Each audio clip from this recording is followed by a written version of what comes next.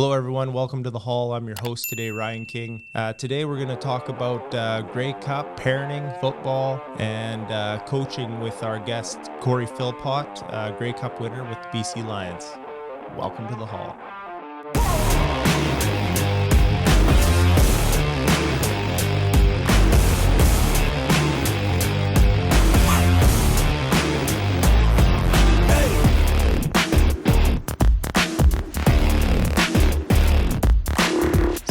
Cory, thanks for coming on the podcast. Appreciate your time. Yeah, definitely. No problem. It's, you're going to be we had a Cory on last week, so I think that's going to be a new thing for us. We're going to be doing just Corys on the podcast. Well, hey, those Corys go a long ways down the road. So let's talk about where you grew up and how you ended up getting into the CFL. Well, my story kind of goes a long ways. If you ever heard of the movie The Blind Side with Sandra Bullock in it, obviously that movie was written directly, should have been directly by me. Yeah. I should have did a book, but you're not getting the rights for that. I'm not getting the rights for it. The only difference is on it that I was more a part of a farm on a ranch, big ranch down in Miami, Florida. Yeah. So, as a kid, grew up playing football. My idol was Tony Dorsett for the Cowboys, and just watching him play and everything. I said to myself, I wanted to be like Tony Dorsett. Watching the TV, and so I began kind of playing football. Later in my career, I used to go to all the high school games and stuff, and play up on the bleachers with the cups and everything. We throw the ball. That was like our football game. But I decided that, I ran track, I played basketball, I did everything in high school. But then my ninth grade year of high school, we used to get out on the weekends. It was huge, like a Friday Night Lights, where we would go out and play at a park. Yeah. And, guys would have lights on and everything, and we'd play tackle football without equipment on. So one day I was out there, and, they threw me the ball. I took off and went down the field and kind of made some guys miss, scored a couple of touchdowns, walked into my high school the next day, and one of the coaches that were there that night watching had said to me, hey, you need to play football. And I was like, man, I only do it for the hobby. It was nothing that big of a deal. But from there, I, decided that, okay, you had to go talk to my mom. My mom wasn't a big fan of me playing football. A family of 5. My mom raised 5 of us on her own. Doing 2 jobs, so it was kind of tough financially. That's our first question was, how much is this going to cost? Yeah, and so I kind of said to the guys, hey, this ain't going to happen. My mom don't have the funds to do this kind of stuff. And they kind of just said, hey, if you want to play, we'll talk to your mom. We'll figure it all out. So I knew that meeting, sitting down with my mom, was going to be kind of interesting. So the coach kind of came over to my house and everything, sat down with my mom and explained the situation about me. And again, my mom was like, well, I can't afford it, so I don't know if that's going to work out. And so so they said, let's just give it a try. So I went out, I played my first grade, grade 9. They actually, I lit it up, running the ball very well as a running back. Took the team to a state championship that year. The following year, obviously, things get more expensive and everything. And then I had a family come in, a family that I played with. Both sons were part of the football program. The dad sat there and said, hey, we would help him out, to help him move on with his career. So they kind of took me under their wing as my adopted parents, even though I wasn't fully adopted. But they took me under their wing, and everything from there, they helped me to succeed in my life because I didn't have to worry about financial stuff. They made sure that whatever I needed, I got it, and I became close to the family as like my family, and they are my families. I got 2 stepbrothers and a sister there. Yeah. My stepfather, my dad's has passed away and gone, but still I consider my stepfather. He's still alive right now. Yeah. And so they took me under their wing. They own the ranch. Like a cowboy. So I had to get up every morning and do duties just like all the rest of the kids, ride horses, do whatever you got to do on a ranch. And then from there, everything just went well from there. Like I went off to play, obviously, after I finished my high school career. I broke Emmitt Smith records for the state of Florida, so I still hold that record. Right on. Over 3,000 yards one season, Yep. 29 touchdowns. Went to Ole Miss, where, like I say, Sandra Boyd in the movie played at Ole Miss. Did very well. Led Ole Miss to a lot of big championship and bowl games, and I was the first guy to came close to breaking 1,000-yard mark. I mean, now it's been broken by a lot of guys, but and then from Ole Miss, I had some looks at the Denver Broncos, but I decided that in my time or whatever, it didn't work out. So I got a call from the CFL, which a guy by the name of Eric Tillman, that was a Ole Miss alumni, and he was running the BC Lions at that time. Asked me if I wanted to come to Canada and play. Obviously, it's the funny story. I said, Canada. I said, are you sure that's not the North Pole? Like, am I going up? Because obviously the Americans don't know really what Canada's all about. So Yeah.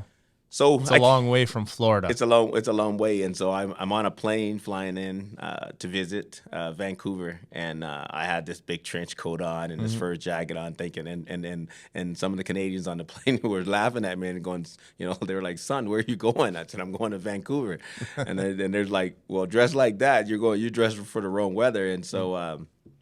So I'm flying over the mountains, and I saw where you're coming into Seattle, and you see all the snow on the mountains, and I'm like, see, I know I'm dressed prepared for it. But once I landed and got into Vancouver, everything from there just went great.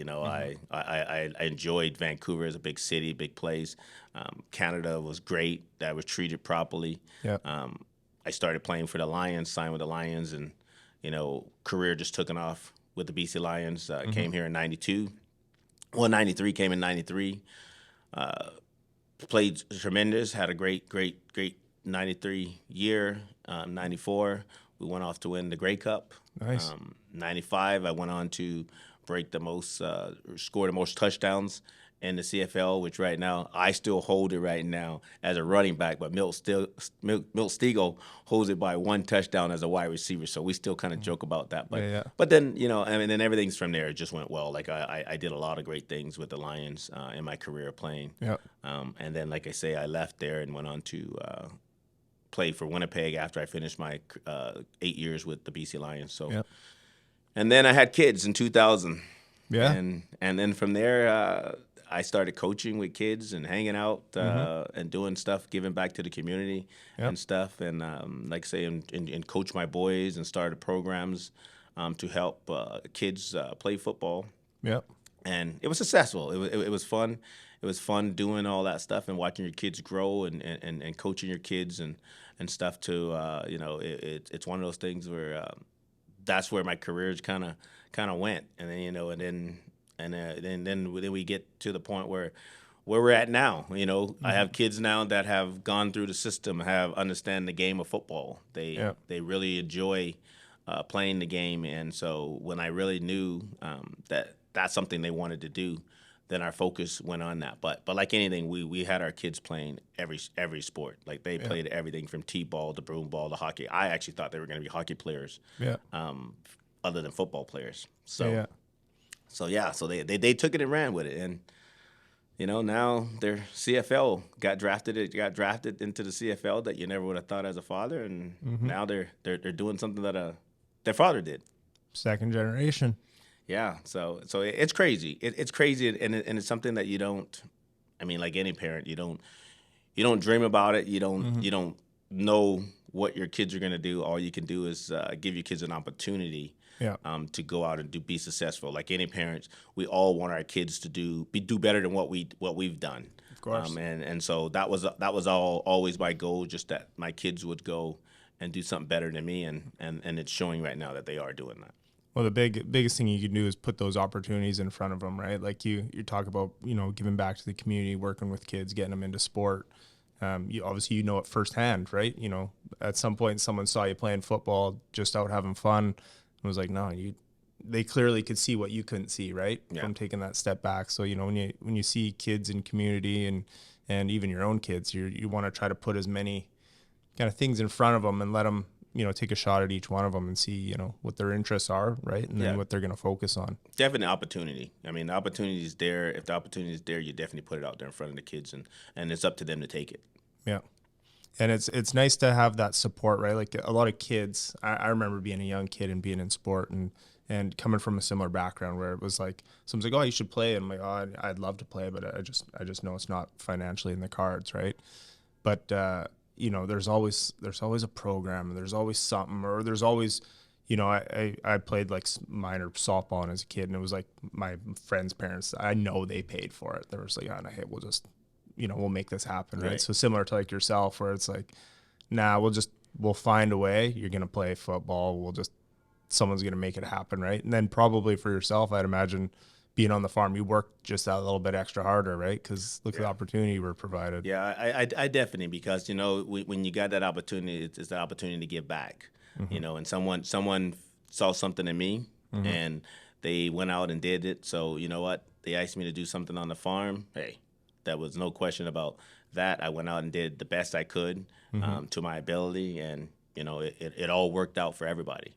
And that's where we are now today. Like say, I have a program right now that I run right now, that I go out and I raise funds to help kids. I take kids down to the States and do 7-on-7. I'm a part of Snoop Dogg. I'm getting ready to take 30 kids to LA in January to play in the Snoop National Championship. I've done it before in past years and stuff before COVID hit. And it's kind of exciting for the kids. They get to see Snoop Dogg. They get to see a lot of competition and opportunities down there. Yep. They get to see, athletes that are just like them, where they can compare themselves with those athletes down there. A lot of people kind of miss out on that opportunity. I say this right now to all parents and everything. When you get a kid when you have a chance to take your kid and give them opportunity to play against other talented athletes, especially like the U.S. The U.S. down there, there's millions and millions of kids, and the dynamics down there is different. Those kids are so hungry down there. When I use those terms, hungry meaning that, there's so many down there, and there's so much sports down there, to that everybody is wanting to be, that NFL guy, that NBA, Michael Jordan kind of kid. Yeah. And we all grow up want to be that. When you look at us up here in Canada, we have hockey, which is a huge sports for us. Football is getting there, but still football is like on the back burners, right? Yeah. So and soccer's huge. Soccer's huge here, but when you have kids that can play football and do get that opportunity to go down to the U.S. and play against some talented athletes down there, it actually brings their game. It makes their game a lot more better, because they've gone down and played against some guys. And yeah, we might go down there and, like say, we get beat 50-0 or 60-0. But I always tell the kids, we don't look at the score. You look at your ability. The guy you played against, you might read about him 10 years, 11 years down the road. He might be a D1 guy that went to the NFL, got drafted. But at least you can say to yourself that, hey, I played against that guy. It gives kids just that much motivation and more confidence that they'll come back up here, and they'll light it up, and they'll have great seasons up here. But at least they know that they've played against some competitive kids. Those are experiences those kids will never forget. Yes. That week or 2 weeks, whatever it is, weekend, they're gonna remember that. They're gonna remember every minute of play. The other thing is they're gonna see, another player that's just like them, right? And they're gonna say, well, these guys are like, what a better way to encourage a kid to be like, hey, no, like these are just kids just like yourself. They talk, act, play the same. Maybe they got more ability, or maybe they've been training a little harder or whatever, but they're just like you. Yeah. And then that's the kids. They're pretty good at going, okay, if someone else just like me, looks like me, can do this, then I can. Yeah, absolutely. It gives them that confidence, because it's like they wake up just like you wake up. They eat just like you eat. They it depends on how bad you want it. You go out, if they might go out on the field 3 times or 4 times a day, you might go on the field 2 times a day. But then guess what?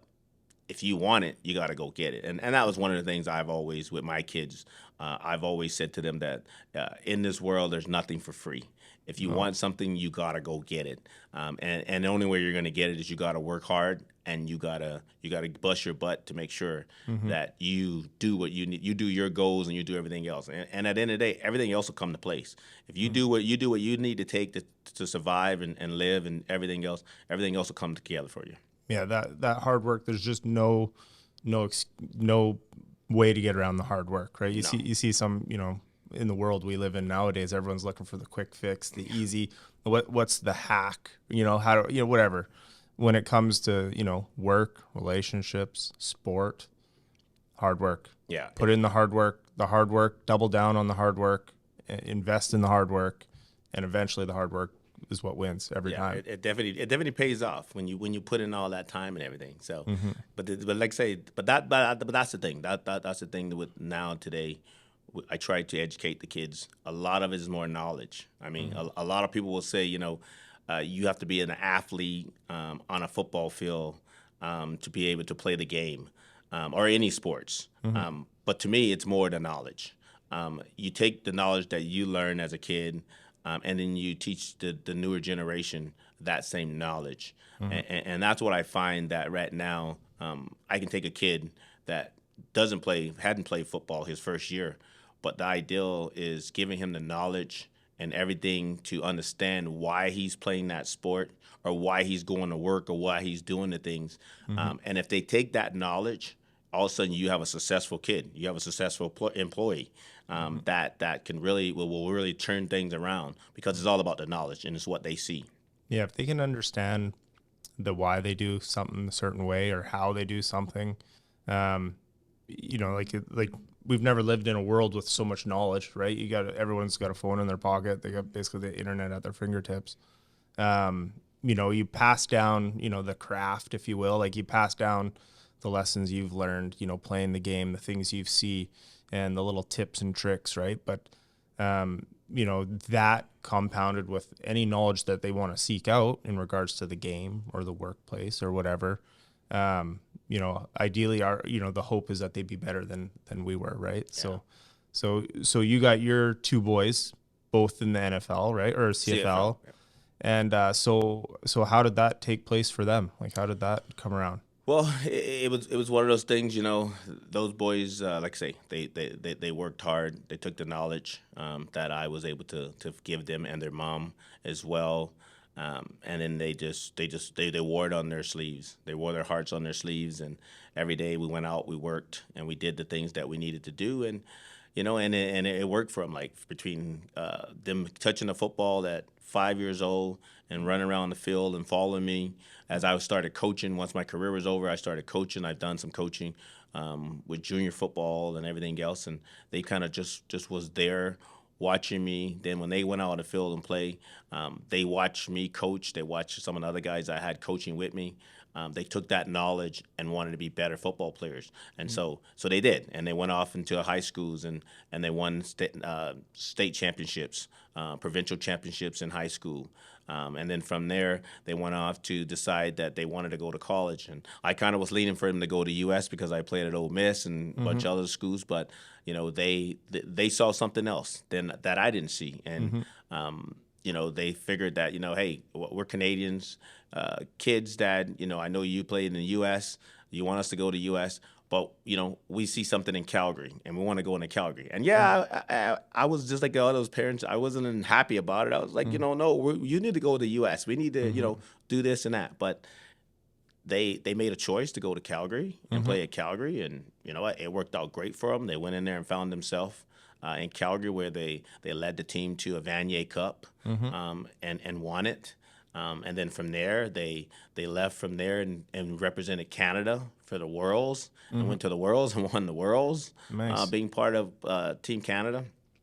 And then from there, they got drafted. All of a sudden, people were talking about, hey, like your kids have done this and they've done that, and they're going to get drafted here in the CFL. And we went down and did some little workouts in the NFL as well. But like everyone says, that the NFL world down there is different, especially when you're an international player coming from, unless you go down and play earlier in those high schools down there, that's your chance of maybe getting drafted. Like if you take some of our examples of some of the guys have come through her. For example, Javon Hollins played with my boys. They grew up together. Left Conquitlam boy. His parents moved back to California. when he was grade 9, and all of a sudden, boom! Now he's Miami Dolphins starting free safety, and the Yep. kid's done very well. Chase Claypool. Yeah, Chilliwack, Abbotsford kid. He got an opportunity to go to a university early, and it worked out for him as well. So you look at all the Canadian kids that have had that opportunity. Obviously, you have to go earlier, but like let's say my boys went through a different path. They Yep. went through the Canadian Football League. They played in U Sports. They worked their butts off and did everything. They got drafted in the CFL. They went to the combine. Everyone kind of talked about. They knew they were talented athletes, and they knew that they could play the game. But then everyone came back and said, "Well, I don't think they were fast enough, and they wasn't quick enough because of the 40 times." Because everybody looks at the 40 times, but then people realized that what? Once you put these boys on the football field and you throw the football to them, then game speed kicks in, and I was quick, so that's why they gave me the name Quick Six and everything Yep. because I was quick. But my boys are on the other hand, they're quick after they touch the ball. They have that game speed, so then they got drafted. One went fifth and one went ninth. In the CFL, we were like, wow, okay, here we go. Something's new, something their dad did. And now, we're in their first year. They kind of were a little bit banged up a little bit, but they still came out once they kind of body healed and showed that they could still play this game of the Canadian Football League in the CFL. And then now their second year, one kind of, same thing. His leg still bothered him, so he had to get some major surgery. He's now fully recovered. He's he's a kid that I'm, we all talk about the one twin. He was able to go on this year and win a Grey Cup with his team, catch the winning touchdown for his team to go Yep. and win it and stuff. But the one in Calgary, they've always competed, and I think. Coming next year in BC, I mean, I hope to see our BC Alliance there, but but it could be a possibility that Calgary could be contenders. I mean, I know he's gonna battle and he's gonna work his butt off to try to get to that level next year. But again, you got two boys that did some things, and it worked out great. And you talk about the one in Montreal, Tyson. We every day now it's like when they say you're on that high mountain and stuff like that, and you have to come down, and like I say, I've trying to bring him down, and then all of a sudden I get it back on that level, and then I bring myself back down. But it's weird when I talk to everyone about the story. My boys have done everything that I did as a kid. Broke records, won championships. And now you take Tyson's for Montreal. He decided this year he decided that he wanted to change his number to number 6. Well, he was wearing number 6 through high school and everything, and the other one wore number 5. And so when his first year in the CFL, he was wearing 81. And then he surprised me and said, "Hey, Dad, I'm going for the 6." And they gave it to him. Yep. And so when you think about that, when he was wearing 6, he has won national championships. He has done, crazy things. I mean, you can call it what you want to call it. I mean, like you say, it's the luck of the corn. But when he swapped over into that number and got number 6, here he is now winning a Grey Cup. I was number 6, Quick 6. And now he's won a Grey Cup. He's done it in 2 years, just like I've done it in 2 years. Yep. It just kind of blows me away. Sometimes it's still like a dream. How does that happen? But superstitious, you can be superstitious to however it is. It's happened, and now now everyone's talking about you can't predict the future, but like everyone's saying, well what do you think, Cory? What's going to happen? Because right now I've got opportunities to go coach. I've coached. I won a national championships for the Langley Rams, first time ever. So I've had those opportunities. Everyone's saying right now, well, are you going to be coaching in the CFL? I'm not counting that out. Right now, I figure 2 years. I'm saying 2 years is my way of looking at maybe the CFL, and maybe if I am in the CFL coaching in 2 years, my boys will still be playing, and who knows? You have 3 Philpots on a wouldn't that be a story? That, but anything is possible to happen. But I've got 2 years right now. Right now, I'm working with with BCPFA Kids. Mm-hmm. I'm a football operations for all of British Columbia. I enjoy helping kids and getting kids out on the field, giving them opportunities to go and showcase themselves so they can represent their province and everything. Mm-hmm. And that's what I'm excited about right now. Over the next 2 years, just seeing this Team BC stuff go nice. Yeah, with two boys. So I have two boys. They're not twins, but they're pretty close, about as close as you can get. And you see how they feed off one another, right? So when your boys were growing up, did you see them challenging one, like, it's a household rivalry, right? That you got that direct competition right there, especially being twins. Like they're, Yeah. what a better way to have them not pitted against one another, but if they see another one run a bit quicker, or you throw a little farther, or whatever they're doing in sport. Did you see that as they were growing up, and do Yeah, you still see that now? I still see that. The competitive was always, since they were little. They always competed each other. They always would rise one if one, scored more touchdowns or one ran, got big yards. They always competed, and they still compete. They Yep. still compete, and they're still competing now. Mhm. When we were sitting there at that Grey Cup, watching that Grey Cup game, and me and Jalen was sitting beside, and Jalen's the oldest by 7 minutes, so I Yeah. always have to say that because he's the oldest.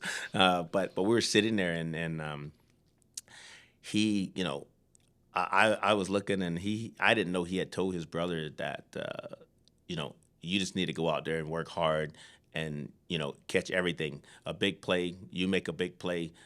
Things are going to work for your team. You just got to go out there and just compete like you always have, Yeah. and which was some great advice. And then my kid, then Jalen says to me, Dad, what if this guy scores the winning touchdown? And I said, well, that'd be great. I said, but like at that time they were third down and something, and then all of a sudden the quarterback throws the ball to Tyson's roommate, Mm-hmm. and he makes that great catch, and now they're first, and then we were kind of like out of our seats, Mm-hmm. and then my son goes, Dad, he's about to score, and then I'm like, what? And all of a sudden he scores, and so that instincts that those twins have, and that Mm-hmm. kids that are close to each other, that they kind of can Mm-hmm. vibe from each other, read on each other, and so you always know. I've always kind of knew that they had that in them. Mm-hmm. Just when if one did something when they were smaller, the other one, no matter what, would do it. And Mm-hmm. so it's like, okay, I just yelled at this one, or punished this one, and now you go and do the same thing, and now I have to punish you because of what I Mm-hmm. did the other one. So it's just that instincts. Yeah, as kids, and probably teenagers, they're probably at one another from time to time. But as probably now as adults, they probably look at one another and like, man, like look at what that rivalry and that constant competitive that's probably gave them an edge over players that they play against, right? Just having that, they've always been competing with their sibling, right? Yeah, and again too, at one point of a time, they in high school, because they were top athletes and they worked so hard. There were times that they would come home and say, Dad, there's no competition right now in our practice. There's no one to push us. Mm-hmm. And I said, then you push each other. Yep. Then and so they did. So they would go out, and then one would play defense, one would play offense, and they Mm-hmm. both pushed each other to make Mm-hmm. each other better, Yep. because they just felt like the talent wasn't at their level. Like there were a lot of good athletes on their team, but it just felt like they needed an extra push to get themselves to a higher level, and so they pushed each other. And that's how you can tell they're hungry, right? When they come home, you see some kids in sport where they're like, oh, the practice wasn't that hard, but they're happy, right? Yeah. So we had a nice light practice today. The real champions are the ones who are like, no, practice wasn't hard enough, right? They wanna leave it all out there and get after it, right? Yeah. So got a couple Grey Cups in the family now, and let's talk about some of the things that you got going on. Some of the like you talked about taking the kids down to see Snoop for play there. What are some of the initiatives that you're working on, and what do you got going on? So right now, like I say, we just finished all the provincial championships. There's this weekend coming up, be BC high school football. So we'll go out and scout those players from all the different grades, age levels. to give them to scout and then give them opportunity to be able to represent their country here, their province here. Yep.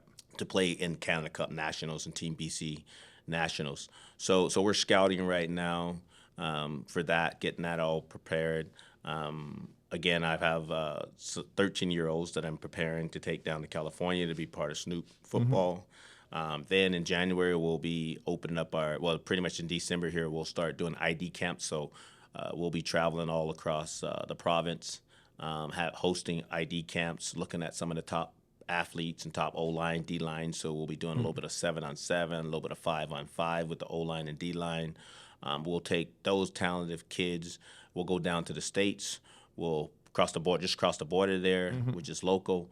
We'll go to some competition down there with 7-on-7, 5-on-5. Yep. We'll then take those athletes from that will then combine them and make our Team BC squad, where that then we'll go represent the province of BC against all the other provinces that'll happen in July. So a lot of it's just preparing and preparations, and just getting these kids an opportunity just to get out on the field still to show themselves and shine. Yeah, right on. Well, it sounds like you got your work cut out for you with that. And then hopefully we see you sitting on the sidelines coaching hopefully we see you coaching in BC and both your boys playing in BC and have the whole band back together. Yeah, like I say, we can never say never. At the end of the day, you know what? We take one day at a time, and see how it all kind of puts itself together. And if the opportunity comes, and when that opportunity comes, I hope to be ready for it.